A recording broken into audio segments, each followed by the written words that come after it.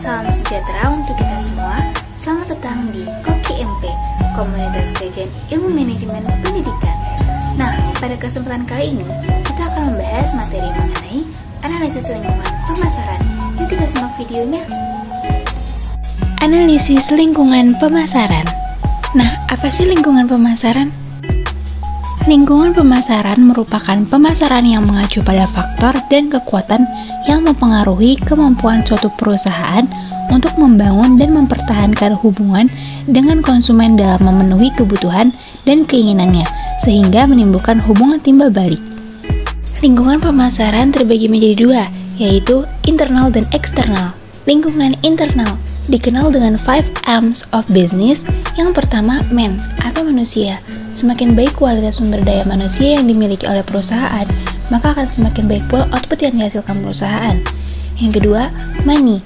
Uang merupakan sumber pendanaan untuk semua pemenuhan kebutuhan dari sumber daya perusahaan.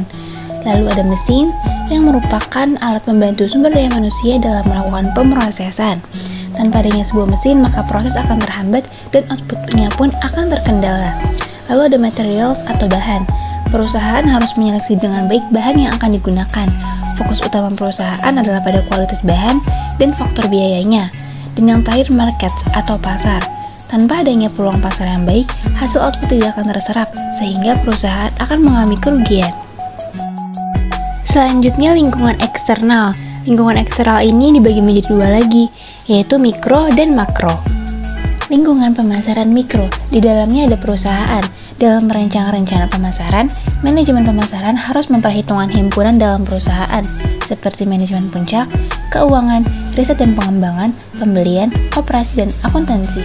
Lalu ada pemasok. Pemasok menyediakan sumber daya yang diperlukan oleh perusahaan untuk memproduksi barang dan jasanya. Lalu perantara pemasaran. Perantara pemasaran ini akan membantu perusahaan dalam menjual dan mendistribusikan produknya kepada pembeli. Lalu ada pelanggan. Nah, mereka ini merupakan pihak-pihak yang menggunakan barang atau jasa dan menciptakan permintaan di pasar. Selanjutnya adalah pesaing. Dalam hal ini, perusahaan saling berlomba-lomba dalam strategi penawaran yang lebih kuat dari penawaran pesaing lainnya sebagai penarik konsumen. Dan terakhir ada warga. Warga memiliki pengaruh pada kemampuan organisasi untuk mencapai tujuannya. Lingkungan makro. Yang pertama mempengaruhi adalah demografi. Demografi berkaitan dengan populasi manusia yang dinilai berdasarkan lokasi, umur, pekerjaan, kepadatan, jenis kelamin, dan berbagai statistik lainnya. Demografi berpengaruh besar atas kegiatan pemasaran, karena kegiatan pemasaran selalu melibatkan masyarakat, dan dari sanalah akan membentuk pasar. Lalu ekonomi. Ekonomi akan mempengaruhi faktor daya beli dan pola pembelanjaan dari konsumen, karena daya beli konsumen berpatokan pada pendapatan, harga, tabungan, dan kredit konsumen. Selanjutnya sosial budaya. Nah, di sini pihak pemasar hanya perlu mengukur perubahan yang ada hingga mampu membuat dan menyediakan produk yang sesuai dan sedang populer. Teknologi.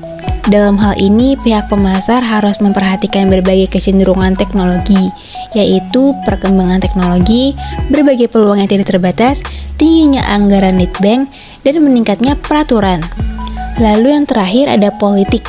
Beberapa kecenderungan utama politik yang mampu mempengaruhi manajemen pemasaran adalah undang-undang yang mengatur pemerintah, adanya perubahan dalam melaksanakan undang-undang, serta perkembangan kelompok pembela publik. Berikut ini adalah beberapa sumber yang saya gunakan sebagai referensi dalam pembuatan materi ini. Nah, sekian materi yang dapat saya sampaikan mengenai analisis lingkungan pemasaran. Lebih kurangnya mohon maaf. Wassalamualaikum warahmatullahi wabarakatuh. Sampai jumpa.